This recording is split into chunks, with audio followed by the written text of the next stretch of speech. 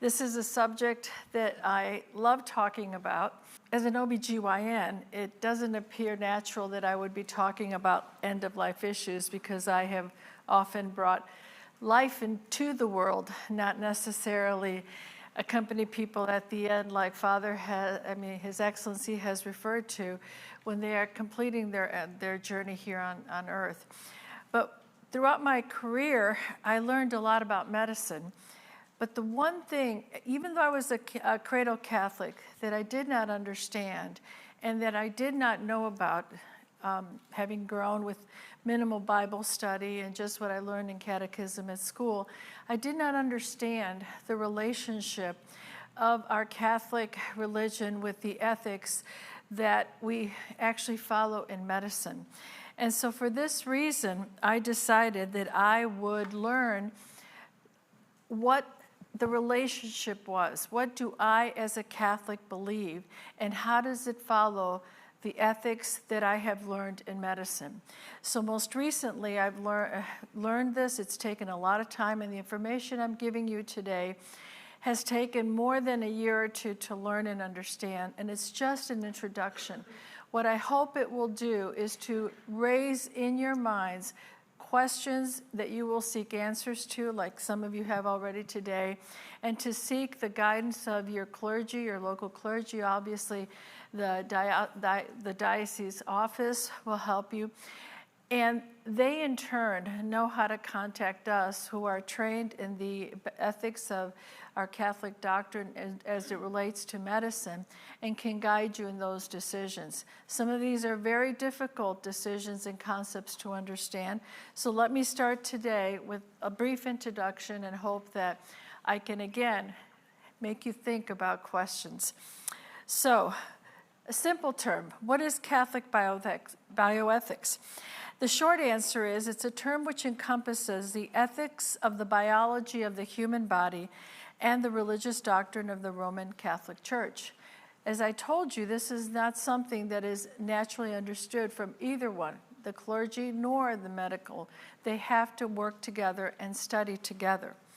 The long answer is a little bit more interesting, and you have to delve more into what we really mean. And it says that the Catholic bioethics applies the standards of Catholic moral teaching to establishing what is right and wrong within the fields of healthcare and biomedical research, thereby prescribing what humans ought to do and not do in terms of rights, obligations, benefits to society, fairness, and specific virtues, and in so doing, upholding the dignity of the human person and sharing in the ministry of Jesus Christ and his church. Do you see what I mean about really delving into it? You could write a paper just on what we have said in this paragraph. It involves a lot, and that's why it takes a lot to understand. The protection of human life is also something the Catholic Church does. We as Christians believe in the protection of life from the beginning to natural death. The term is from the womb to the tomb, and you hear this all over the place. Human life must be respected and protected absolutely from the moment of conception. This is something that we firmly believe as Catholics. And interestingly enough, as you learn about the development of the human body, the embryologists have now, even secular embryologists have already come out and said that we are not just a cluster of cells at the time of conception. We actually have a development that is predictable and reproducible in other situations that determines that life has begun at that point. Human life represents a personhood which has inalienable rights in the conformity with the plan and will of God. This is what's different than other things that we have talked about. It is the personhood.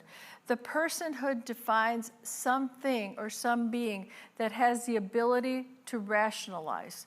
Now, one can argue that if someone becomes injured mentally or has brain injury, that person may no longer be able to rationalize. But that person had initially the ability to rationalize, and through injury has lost this. So we must remember that is what humans have, the ability to rationalize, and that makes us different than other living things in other mammals, such as your pet dog or your pet cat. They learn things, but they don't rationalize. So respecting the dignity of human person depends on the understanding of this personhood. And it is, again, something of a rational kind, and this does depend on current functional abilities that only we as humans can do, and the innate capacity for what we are. What is the role of the church? Well, it's interesting. The role of the church dates back to about the year 300. If you really think about it, the role of the church started when Jesus became the master healer. He has taught us that we can heal through him, through his work, through the apostles.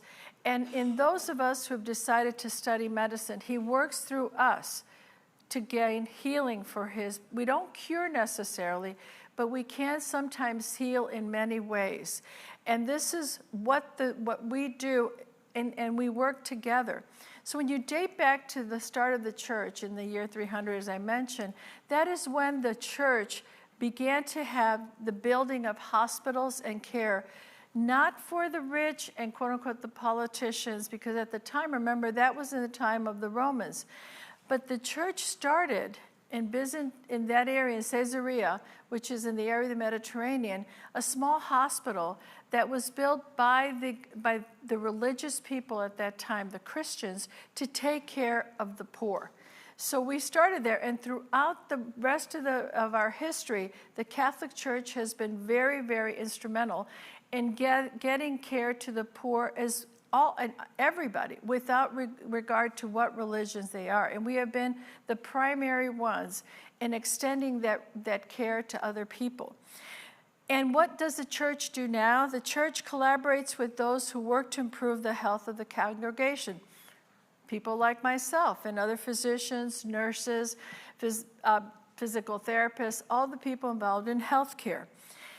The church provides clarity in problematic situations before and after birth, throughout life as well as the end of life. They do this now in sort of a conjunction with us in medicine, because we talk about, what does medicine believe? What does the church believe? How do we meld these things together, and how do we come up with a statement? Right now, we are challenged with a lot of statements about a lot of different issues, and we work well with each other, which is why I have the honor of knowing His Excellency and other clergy here very well when they call and ask me for guidance, because they know that as a Catholic, I understand what our religion means and also how it can be associated with the science that I know. We have a commitment not only to the education of doctors in religious doctrine, and we also have a strong commitment by the church to educate the clergy in the moral issues as well as all the technology. And we work well with this, and we welcome this relationship.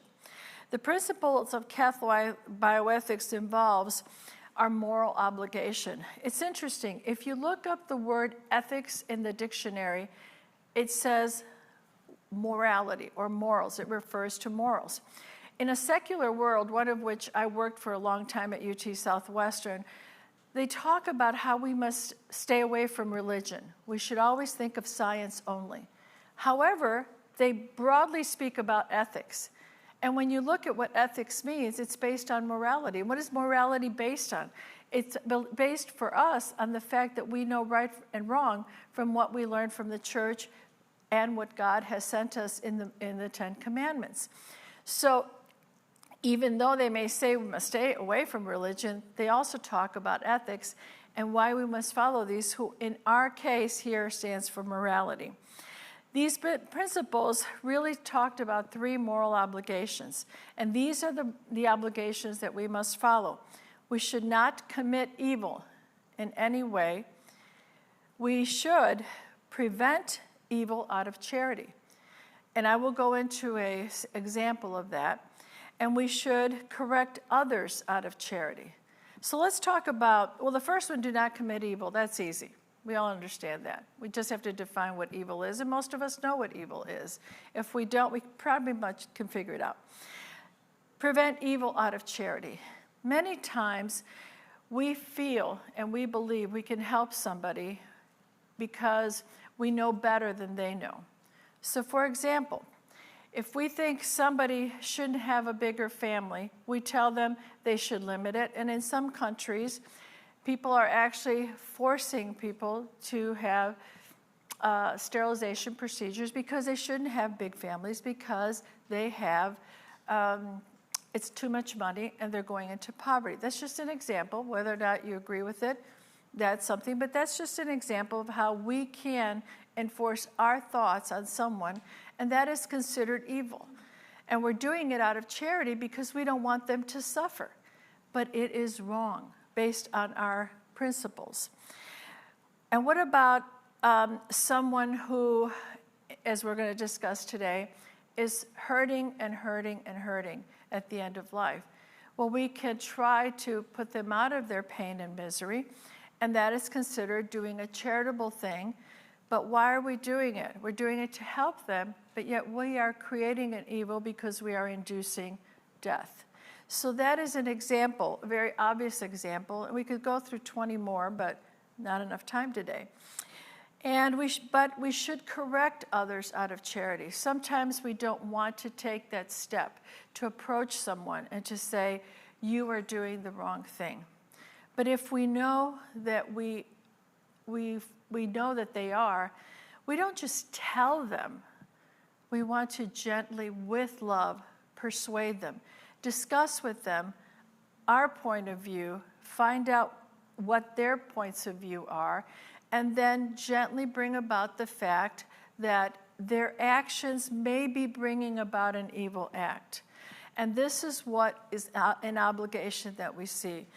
We've heard no man is an island. Well, we're not. And we are a community of brothers and sisters, family members, and we need to convince and persuade the ones that we know and love, as well as the ones that we don't know but should love, that they are creating an evil.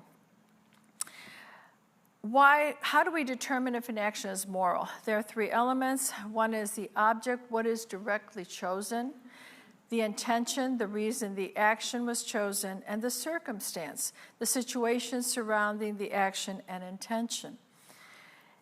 In the face of death, for many, a time when hope seems lost, the church witnesses to her belief that God has created each person for eternal life. Each person is equal in dignity to any other, and we consider this the inherent dignity of human life. This is what we believe as Catholics, and this is what is repeated over and over again. And this is the background of our actions that are justified within our Catholic beliefs. Humanity is given stewardship over life. This is a gift from God. We are not the owners of our lives, even though we are told that we are. And sometimes we feel that we are 100% owners of our actions when it comes to our lives. We are not. Only God is. That is what we believe. People have argued with me, well, that's not right. You should be independent. I go, well, you can believe that, but as a Catholic, that's not what I believe. We choose to be Catholic as we get older. Our parents choose for us, but as we get older, we must make that choice. Sometimes it's at confirmation. Sometimes it's way later in college, after college, when we realize that we really didn't know what we were doing at confirmation. We were only 13, 14 years old, but now we have to come again and realize that these are the beliefs we have today, and we choose to honor them. We are not the owners of our lives, and hence do not have absolute power over life. We have a duty to preserve life, to use it for the glory of God. The duty is not absolute, for we may reject life-prolonging procedures that are insufficiently beneficial or excessively burdensome. What do I mean by that? Well, let's talk about people who have cancer, people who have kidney disease, kidney failure. What do these people have to do? They have to go through, if you have cancer, chemotherapy, radiation therapy, different sorts of treatments to try to prolong your life. We accept these as reasonable treatments as long as the effect of those treatments do not make your quality of life unbearable. And there are people who have said, if I can live with this terrible illness, one of them, of course, is pancreatic cancer, which has a terrible prognosis. If I can live a shorter life, enjoying my family, enjoying my grandchildren, and enjoying just the months I have to live, I choose not to have the chemotherapy that's going to make me stay in bed for 3 or 4 months, vomiting all the time, weak as anything, with a fever. I can't go to my family's reunion because I might get a fever. We're not talking about COVID. Everybody was shut down at COVID, even healthy people. But truly a situation where everybody else is relatively healthy, but I have to stay in my house, lonely, miserable, and pretty much dwelling in my illness. Or I can just forget it and I have a shorter life. We allow for that. Why?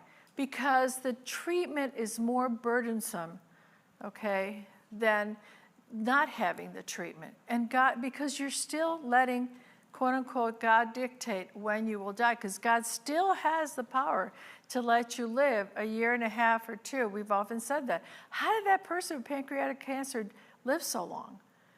Because God decided when he wanted to call that person home. So that is what I'm talking about. Do you want to? One of the more common issues that comes up sometimes is feeding tube, and when they're appropriate and when they're not a feeding tube, and when the person can't decide, you have to decide for someone. We'll cover that, but yeah, I am going to cover that in a little bit, but I kind of heard the question, but you're talking about the burdensome versus whether or not you can make a decision. And that is a process. We're going to go a little bit into that. And thank you for asking that. And if I don't answer it, you get me at the end. Okay? All right. Don't forget. Okay. One other example I'm going to give you, just simple because we're used to these examples, but it just demonstrates what I'm talking about. Another thing I'm going to talk to you about is dialysis. Dialysis treatment is something that seems to be life-saving. I had a patient of my husband's once say, I look at dialysis as my Monday, Wednesday, Friday part-time job. I go to my 4-hour job, sit down, do my job, and then I go home, and now I can live for my family. It's a part-time job that allows me to live. However, there are patients where dialysis is painful, knocks them out for a day or 2, they're nauseated, cold, feel terrible, and after maybe 5, 6 years of doing this, they say, I've had enough. So what happens if you stop dialysis? Within about 2 to 2.5 weeks, you die. You still eat, you still do everything else, but your body eventually shuts down and dies. And I often ask myself, is that okay? Are you supposed to refuse dialysis? Well, the answer is yes. You can withhold it because it has become unbearable. It's not like taking your life immediately. It's letting nature take its course. And again, some people have lived, and interestingly enough, recovered from some of their renal failure. Okay, why? Because we do not dictate.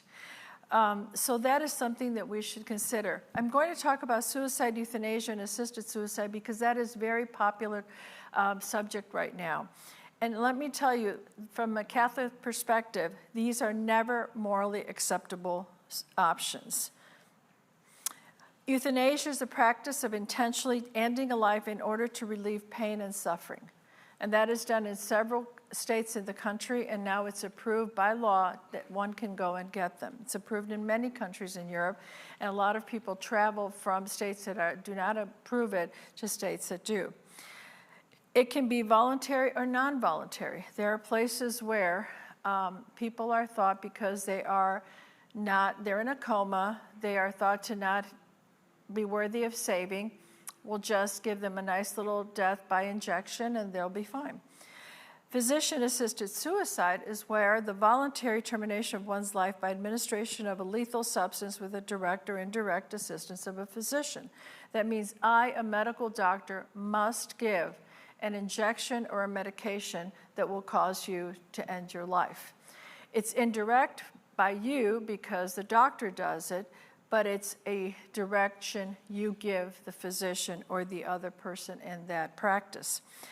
And the thing that you must remember about euthanasia is that It is an active initiation of the death process. You take over the decision of life or death.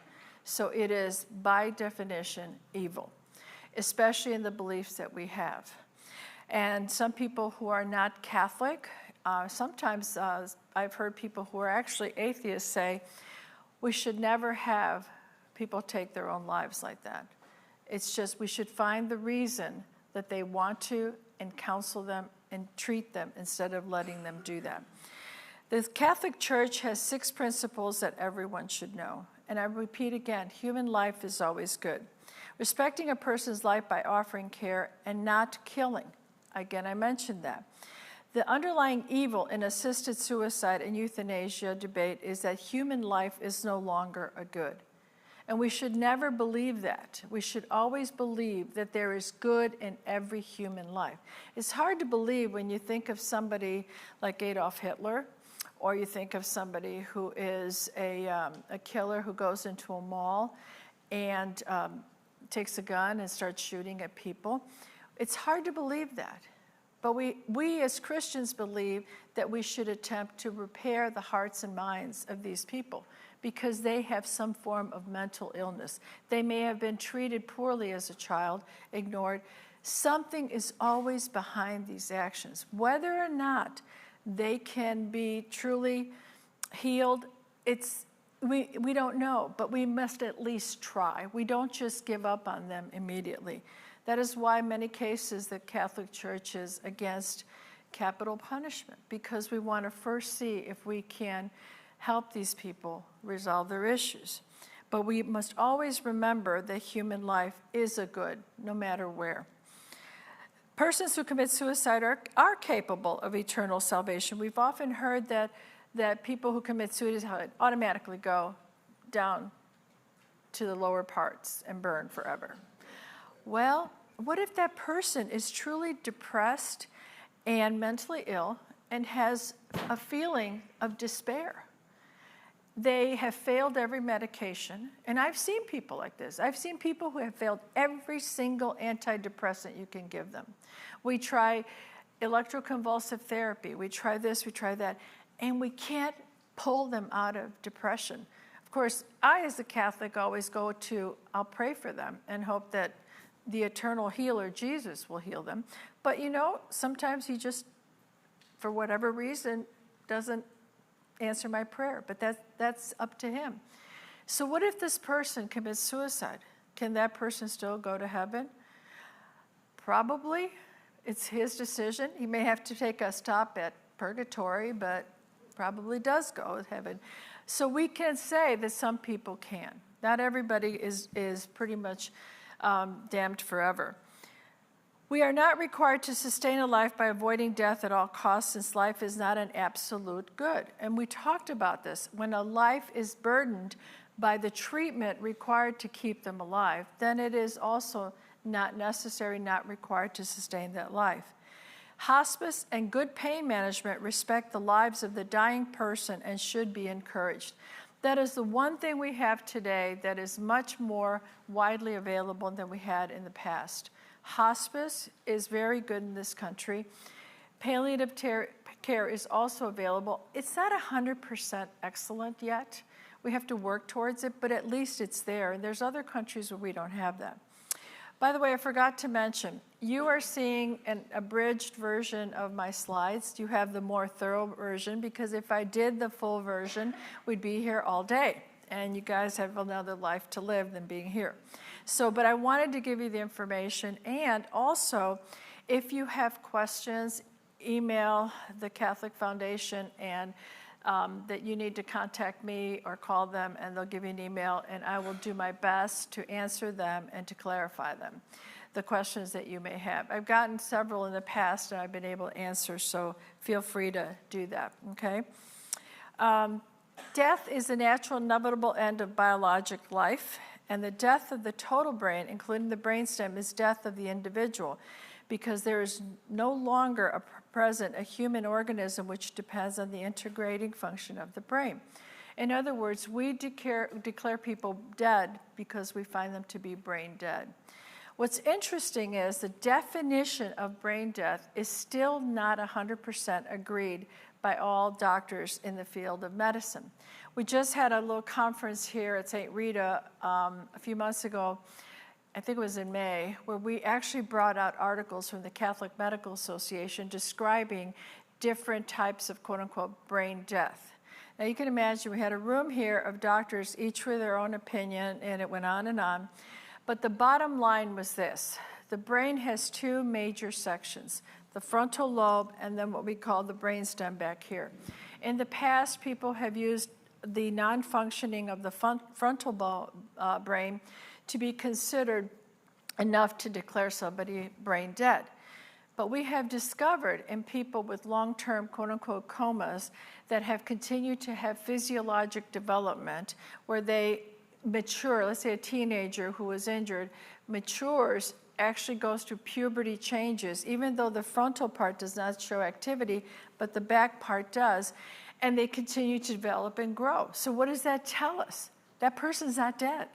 Their body is still working. It may not be 100% functioning, but it is alive and working. So we have to absolutely prove that that person has no brain function left. It's a lot easier when the heart stops and you can't regenerate it, because the heart stops. If the heart stops, you can't pump any blood to the rest of the body and the brain will die. But when you just have brain death, it's a very difficult thing to define and to determine. So this is very important, and I will tell you right now that no matter where you are, you will have differences of opinions. And when you have those, you must seek second opinions and look to your clergy to help you in the guidance of this. End of life is what we discuss a lot of times in Catholic bioethics and death. In such a situation, one does not will to cause death, but merely accepts the inability to impede death. And it is important to make this distinction between impeding death and a will to cause death, or direct euthanasia, as we call it. We must at this point remember that in order to determine whether something is burdensome, we must define what we mean by ordinary or proportionate care. And this is something that a question was asked about earlier. We look at something in bioethics as how a specific treatment may help the person. We look at things that are basic and we look at things that are advanced. A basic thing to keep someone alive is nutrition, hydration, and shelter. In other words, we want to give fluids, we want to give some form of calorie support, and we want to protect that person, keep that person warm, keep that person from being outside in the cold. We want that person comfortable. That is what we naturally want to give. It's interesting that a lot of states, including the state of Texas, has laws that do not necessarily require this. So people, many times when they're told they have possible death situation, they are withheld from any fluids or nutrition. So what happens if you only give a person water? They're going to die because they eventually don't have the calories. They'll go through a starvation. If you give them water and nutrition, but you don't keep them warm or their temperature stable, again, they will die for complications of that. So we need to maintain this, and this is what we firmly believe. I did have a situation, though, where I've always felt that everybody deserved all of these three things. And then I got shut down on this by personal experience. I had a cousin who developed ALS. She was younger than me, my maid of honor, as a matter of fact.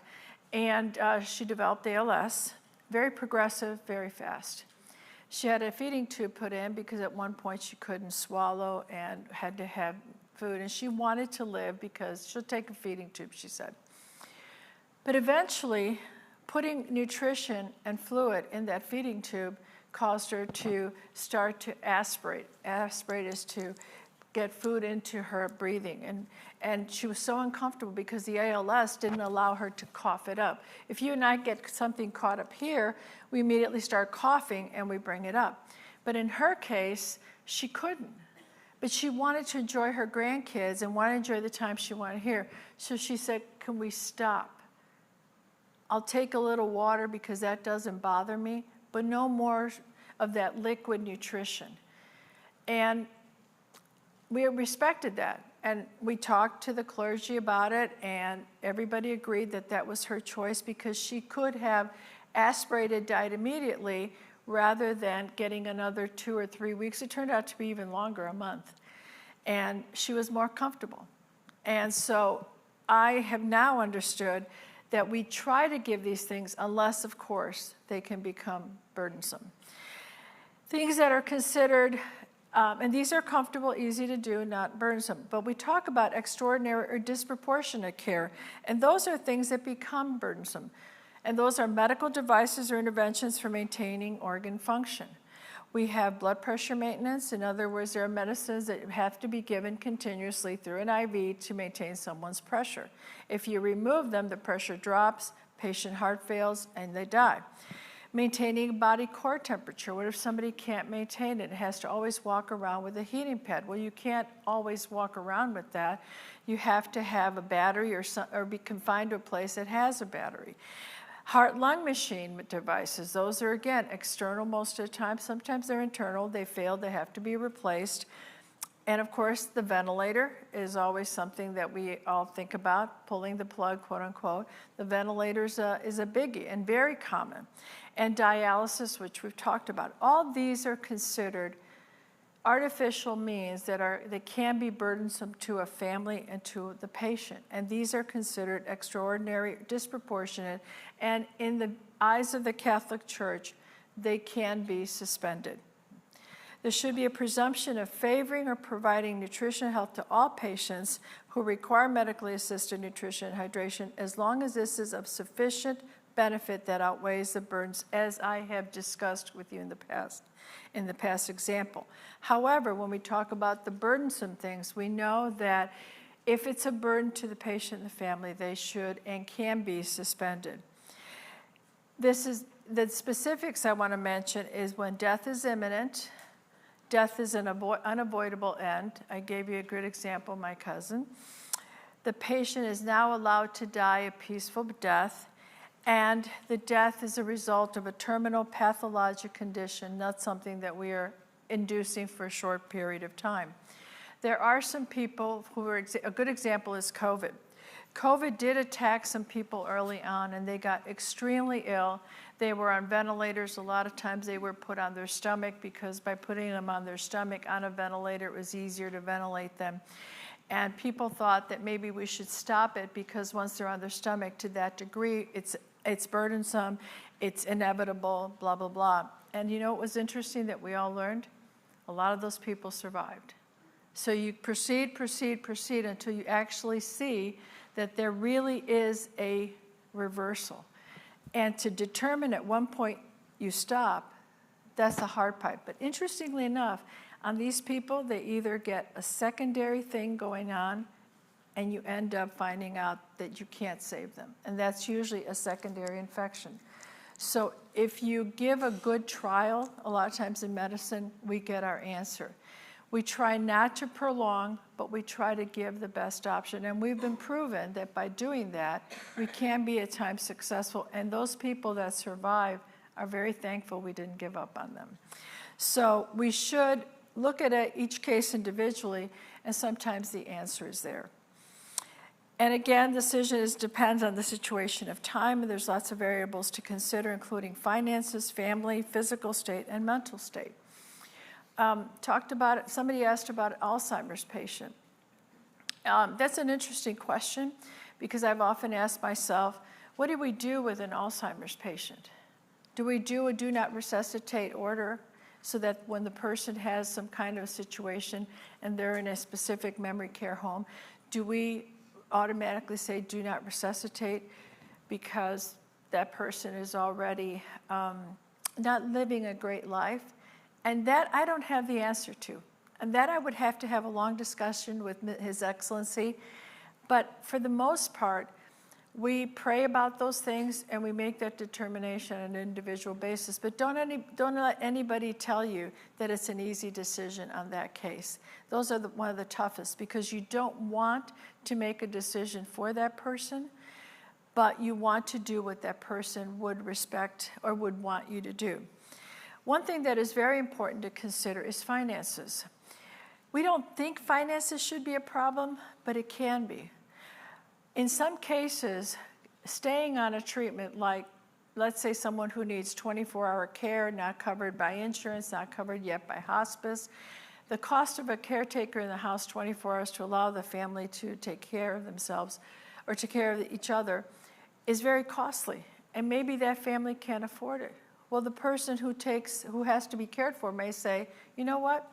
I think it's time. Let me just go.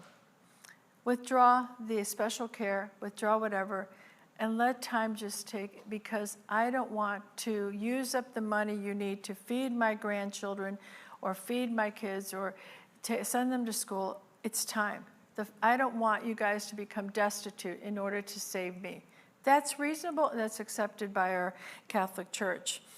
If a person is in such terrible pain that they want to withhold pain medicine or specific treatments, again. Mental state. Sometimes the mental state of that condition is too burdensome. And again, we allow them to choose to just let nature take its course and not go through crazy, extensive exercises to keep them alive. Decision for these, however, should not be done when one is feeling despair because one has just tried everything. We should try to counsel, really delve into the real reason and make sure that it is a solid reason and not just one that of the person who thinks it's just not worth anything because they are ill.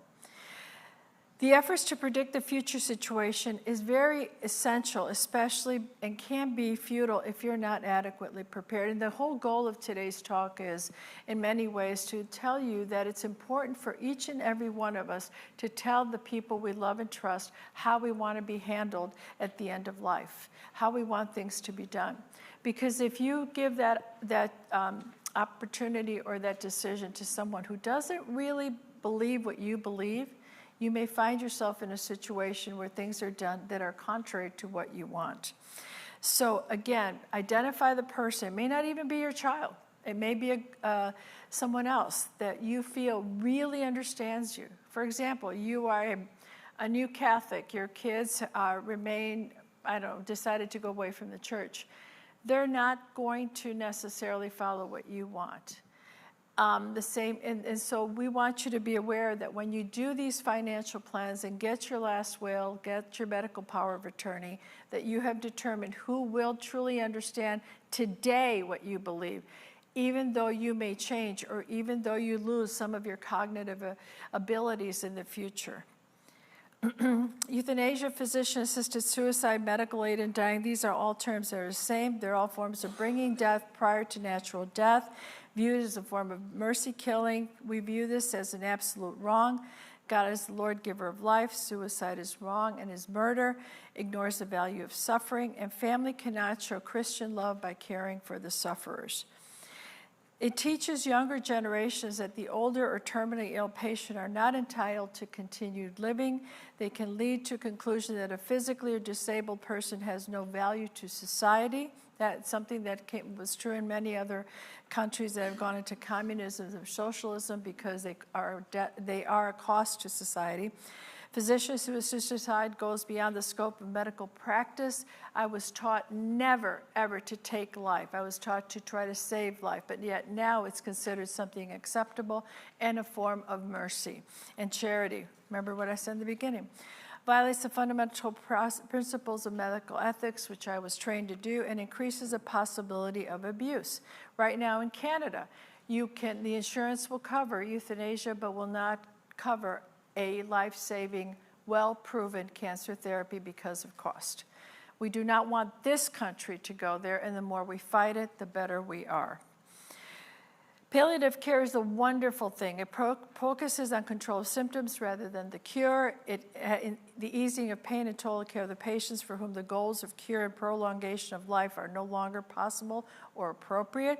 This is often a team effort of the community. The person does not have to be terminal. In other words, if you are suffering and you need help at home and you need pain, you need someone to help you bathe, you need someone just to continue a decent life, this is palliative care. This is what we support. This is a loving Christian thing to do. And this is something we should always opt for if everything else is not provided for. We should opt for this, because many times palliative care means making a person comfortable when they have cancer, when the cancer treatment has failed. Hospice is a coordinated program of palliative and supportive services both in the home and patient settings, and it provides for multitude of care for the dying people and their families, and it mainly concentrates on the needs of the family. This is where you get 24/7 care, bedside care, people coming into the house to help you. The most important thing about hospice that I want to warn you about is there are a lot of hospice agencies that are wonderful, that have the best interests of the patient at heart. But there are some people, through a genuinely desire to help the patient, overdose the patient on the pain medicines and cause the patient to die. This is not 100% true. This is very frequently common in certain areas of the city or a state. Not always the case, but I can often tell you that I have heard of patients who go on hospice and 3 to 7 days later they're gone. They've been suffering for a long time. Medicine is stopped, traditional care is stopped, they go on hospice, all of a sudden we get a notice, they're gone. And that is the intention of the caregiver at the time, to make that person comfortable, quote unquote comfortable, overdoses them. And so what my advice to you at that point is, if you are the family member, question the doses, confirm it with the doctor, make sure the person giving the doses has the right dose and not independently deciding what dose he or she is going to give. And that way you can keep your family member from undergoing a shortening of their lives from someone with good intentions. Catholic approach to death: do not resuscitate orders. I mentioned this before. The condition of the patient must be such that the intervention would be of little or no significant benefit. And this is, again, application of the terms that I said before, proportion or disproportion. Person has already said, I'm letting my cancer take its pace, I'm going to go. They can say, no, thank you. I don't want to get CPR. Let me go. If I stop breathing, let me go. Perfectly acceptable. Catholic approach to death: a noble gesture and genuine act of love by Pope St. John Paul. Catholic healthcare institutions should encourage and provide the means whereby those who wish to do so may arrange for the donation of their organs and bodily tissue for ethical, legitimate reasons, so that they may be used for donation research after death. This is in the Catholic Ethical Religious Directives, Part 2. A quote is in your handout. So in answer to the donation, yes, the Catholic Church agrees with it. What does the Catholic Church not agree with? You may not give your body in order to clone another person, in order for that clone to give the first person a treatment that might be life-saving.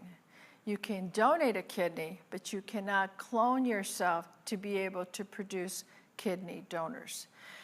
There's a lot of books and studies out talking about cloning in order, or having another baby in order to donate the blood for transfusions for people with leukemia or other illnesses of the blood, or giving bone marrow for that. Also using another person to maintain the life of another family member by guilting them into doing this, because it is a sacrifice. You may not guilt someone into doing it, and you may not force them into doing it. The person may give, but you may not guilt them or force them. And that is where you're actually using donation as a form of a forced treatment and using someone's body without their will. That is a subtle change, but I thought I would mention that. So now is the time to begin the discussion with your family. If you have questions, I gave you 2 sources: the National Catholic Bioethics Center we have the Texas, there are different Texas sites that you can look for to see what legitimate paperwork you can have. One of our attorneys will be discussing some of these wills that you can leave. But basically, just let's say that whatever you do, consider everything to be something that you want to maintain your life for the good of your family and yourself. And that is it, and I will take questions. I hope you enjoyed it.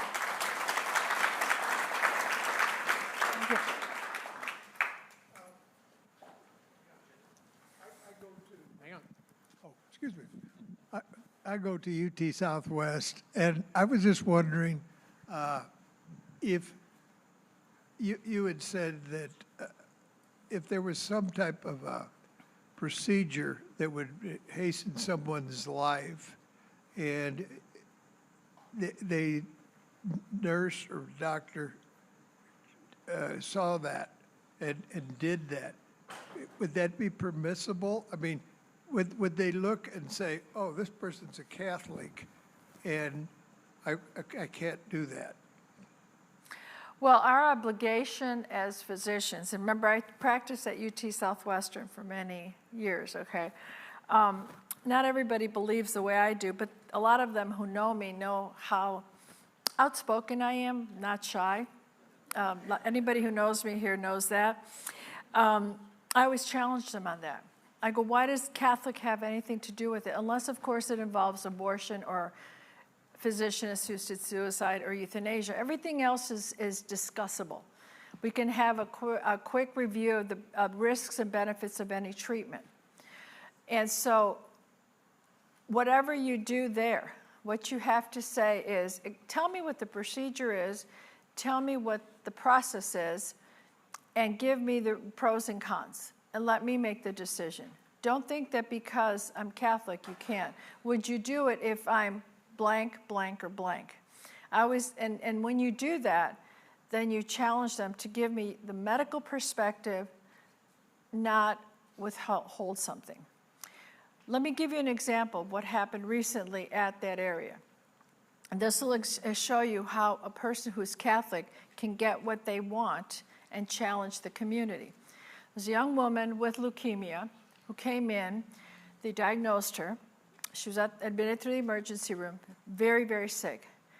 And they're ready to give her chemotherapy, well indicated, young woman, well indicated. What happens? The oncologist says, oh my gosh, she's pregnant. We can't give her the chemotherapy, she's pregnant. So, of course, I get the call through a priest. Is this, Mayra, is this okay? I mean, they tell her she has to abort her baby. I said, absolutely not. Why does she have to abort the baby?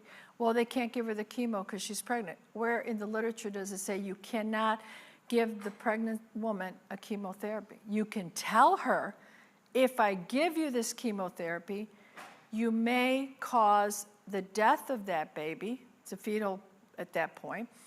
But it is not a contraindication to giving you the chemotherapy. All right? So what does she do? She talks to her doctor. The oncologist, they consulted an oncologist, another one, who would respect her beliefs. They went ahead and got an OB-GYN in that area who respected her beliefs.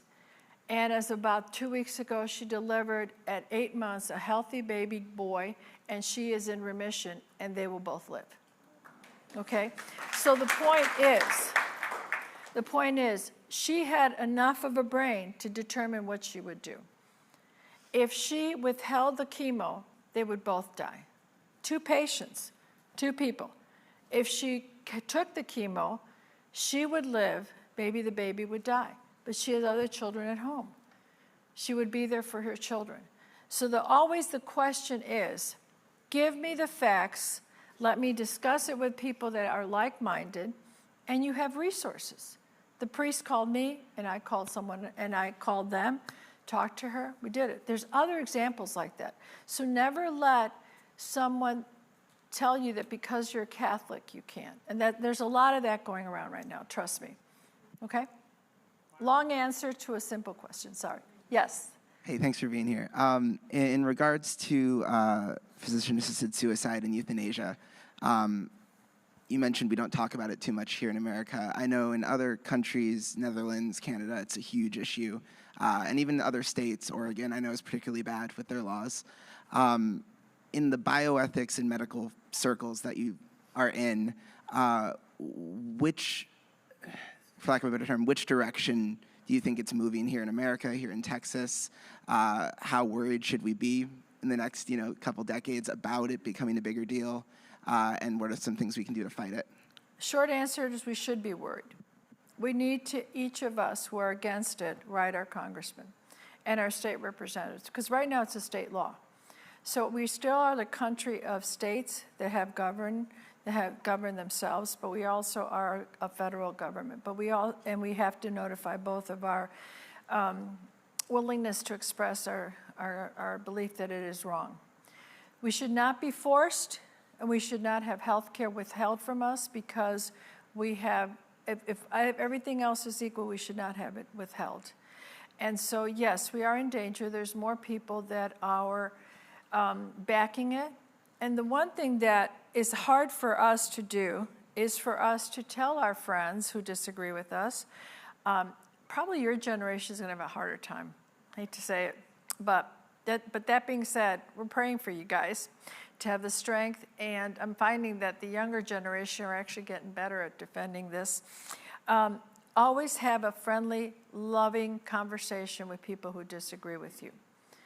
And just remember that it's your voice that counts. And if someone has legislation, you have to go down to the state and say, we disagree with this. We should not. And it's just ethically, always use the word ethically wrong. Because secular groups respect the word ethics, but they don't respect the word moral. Ethically, okay? Yes. Hello. I have a mother-in-law that's 98 years old. She's in an assisted living situation. They asked us if we wanted to put her on hospice, and we signed up to do that, and the people told us that their approach is just to maintain them and keep them calm and pain-free, but to withhold the other parts of their medication, whether it be the blood pressure medicine or whatever it was. Is that normal for hospice to withhold the medicines and just keep the pain medicine? Once you put people on hospice, that's a very common thing that they do because they feel that you're already, and this is not 100%, but a lot of times it's frequent. So first of all, you need to understand what hospice means for you before you sign up for it. It's exactly what will you do now with hospice that is different than what she's getting now. I personally believe that if she's on blood pressure medicine and cholesterol medicine and all things that are traditional, that should not be stopped. But there are some hospice agencies that do not want to do that because their point is to hasten the death. And I don't mean actively hasten, but they don't want to gently support life. So they do that because they know that something will happen if you withhold it. So if you have signed this, you have to go back and say, I did, and you don't want that. You can go back and say, it's always reversible. Nothing is written in stone and forever. So you can say, I take that back. I didn't realize you meant this, this, and this, and this. If you want hospice to help you with more care because the assisted living can't give it, then you specify that. And if that agency won't give it for you, then you have to find a different one that will. And you just keep looking because your assisted living facility should be able to take care of her without hospice unless she's already been determined to be terminally ill for a reason other than just not wanting to give her the care that she needs. Do you see what I'm saying? Okay? So I would go back and revisit that and really determine if she needs hospice or if it was something that, and I don't know all the details, but something that was just more convenient for them to turn over. But unfortunately, one of the benefits is her life will be shortened. And I don't think that that's what you want. So just Mayra? go back and revisit, okay? Myra, we've got time for one more question. Okay. It's right back here, straight. Okay. There you go. This is about do not resuscitate. Excuse me. This is about do not. Do not resuscitate. Yeah, because I wanted to do that. My son knows how I feel, and he's got, the power of attorney. But I was told by someone that, if you're going in for surgery, like when I had foot surgery and I was put under, if you have to be careful about giving them a DNR, because if your heart stops on the table, does that mean they're not going to resuscitate you from foot surgery or from whatever, versus when I'm referring to it as in, some major problem? Thank you for asking the hardest question today. Okay, this is where you tell your son, okay, 30 seconds. This is where you tell your son, I said this, but if I'm going into surgery, I am going to tell the doctor and the anesthesiologist that if it is a normal response to my blood pressure dropping because of surgery, because of the medications, I want you to fix me.